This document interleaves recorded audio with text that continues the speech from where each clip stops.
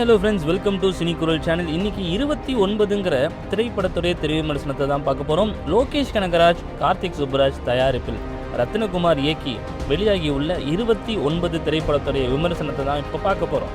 சுமார் 2010 சேலத்திலிருந்து சென்னைக்கு வேலைக்காக வருகிறார் சத்யா. விவசாய படிப்பு முடித்தாலும் கம்ப்யூட்டரில் பணியாற்றும் வேலைக்கு சேர்கிறார். தனக்காக அடையாளம் என்ற கேள்வி அவருக்குள் எப்போதுமே ஓடிக்கொண்டே இருக்க, ஒரு நாள் அவரது கம்பெனியில் வேலைக்கு சேரும் விஜி என்கிற விஜயலட்சுமியுடன் நட்பாகிறார் சத்யா. விஜிக்கு கலெக்டர் ஆக வேண்டும் என்பதுதான் லட்சியம்.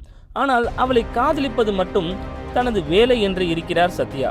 இருவரும் காதலில் திளைக்க, உனக்கு என்ன லட்சியம் இருக்கிறது என்று சத்யாவிடம் கேட்கிறார் விஜி. அந்த கேள்வி வாக்குவாதமாக மாற மற்றொரு நாள் விஜயை பிரிய வேண்டிய சூழல் சத்யாவிற்கு உருவாகிறது. அதன் பின்னர் இருவரும் தங்களது லட்சியத்தை நோக்கி தனியாக பயணிக்க இறுதியில் என்ன ஆனது என்பதே இந்த படத்துடைய மீத கதை. மேயாதமான், ஆடை போன்ற படங்களை இயக்கி ரத்னகுமார் இப்படத்தை இயக்கியுள்ளார். 2010களில் இருந்து வாழ்க்கையை அழகான கண்முன் நிறுத்தும் அளவிற்கு நேர்த்தியாக காட்டியிருக்கிறார் டைரக்டர். 15 ஆண்டுகளுக்கு முன் சென்னையில் இளைஞர்களின் வாழ்க்கை எப்படி இருந்தது என்பதை காட்டிய இயக்குனர் இயற்கை சார்ந்த ஒரு பிரச்சனையையும் பேசியிருக்கிறார் இந்த படத்துல. பழைய திரைக்கதை பாணியில் படம் நகர்வதால் முதல் பாதியிலேயே ஆங்காங்கே கொஞ்சம் லாக் ஏற்படுது.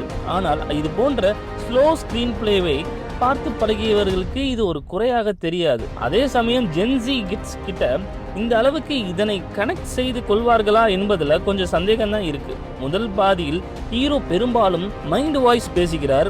அது சற்று எரிச்சலா இருந்தாலும் இயக்குனர் அதை வைத்து ஒரு சீன் வைத்தது நல்ல முயற்சின்னு பார்க்கலாம். காதல் படமாக ஆரம்பித்து 2ஆம் பாதியிலேயே வேறொரு டிராக்கில் படம் செல்கிறது.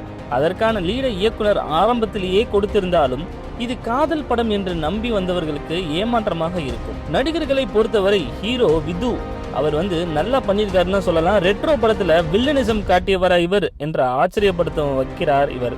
பிரீத்தி அஸ்ரானி அழகான நடிப்பை தந்துள்ளார். விஜி கதாபாத்திரத்தை நேர்த்தியாக கையாண்டுள்ளார்.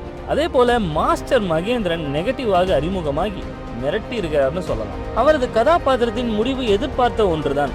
பிற நடிகைகளும் நல்ல நடிப்பை தந்துள்ளனர். டெக்னிக்கலாக படம் அசத்தலாக உள்ளது.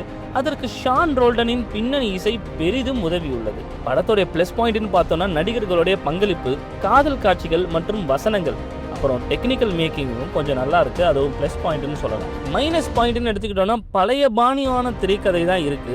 பொறுமையை சோதிக்கிற மாதிரி 2ஆம் பாதியில் கதை மாறுவது கொஞ்சம் ஒரு மாதிரியா இருக்கு. இந்த படத்துக்கு மைனஸ் பாயிண்டா தோணுது எனக்கு.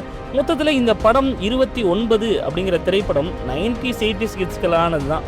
ஜென்சி கிட்ஸுக்கு இது கனெக்ட் ஆகுமாங்கிறதே ஒரு யோசனை தான். இந்த படத்துக்கு நம்ம சேனல் கொடுக்கக்கூடிய ரேட்டிங் 2.5/5. Keep support. உங்களுக்கு இந்த வீடியோ பிடிச்சிருந்துச்சுன்னா உங்கள் ஃப்ரெண்ட்ஸோட ஷேர் பண்ணுங்கள். நம்ம சேனலுக்கு லைக் பண்ணுங்கள், சப்ஸ்கிரைப் பண்ணுங்கள். உங்களுடைய ஃபீட்பேக் என்னங்கிறத கமெண்டில் கொடுங்க. அப்படின்னா தான் என்னுடைய நெக்ஸ்ட் வீடியோவில் என்னோட ஃபீட்பேக்கை யூஸ் பண்ணி அனலைஸ் பண்ணி அடுத்து ஒரு ப்ராப்பரான ஒரு வீடியோ போட முடியும். Keep supporting. நன்றி, வணக்கம். Subscribe to cine Kural channel.